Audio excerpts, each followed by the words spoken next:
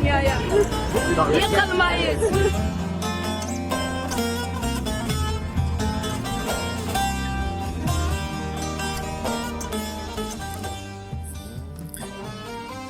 Bilmiyorum, bu mektubumu ne zaman görür, ne zaman okursun. Belki de son mektubumdur, kim bilir. Yolun sonundayım, sendelenmekte gövdem.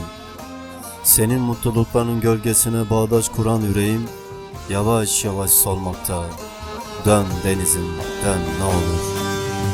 Esti terkek xemri bu, lasimandı xevde bu, Fıçek nan xeyalin nidi, nab behri de vanda.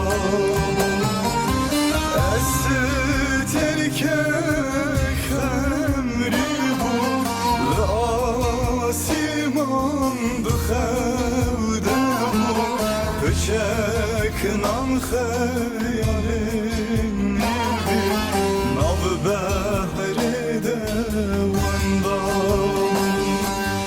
Oğur beşter oğur be, slava be jezirare, çavin teli paşnemine, be hezaran vakte.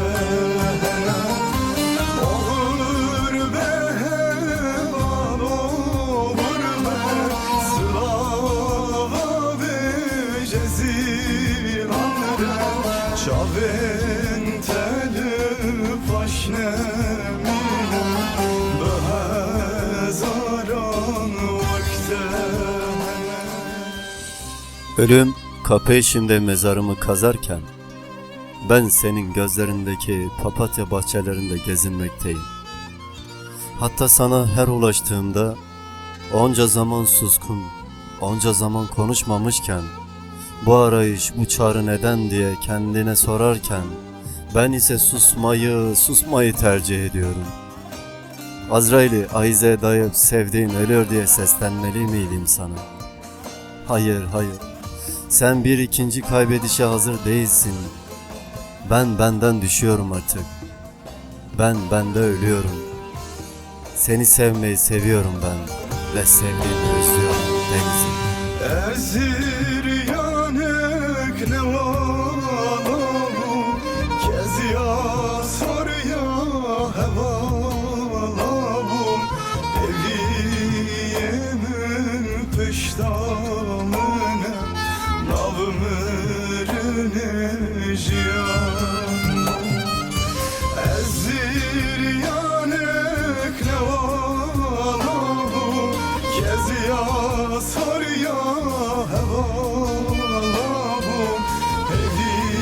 eviyemin pıştamına, navmırını jiyan.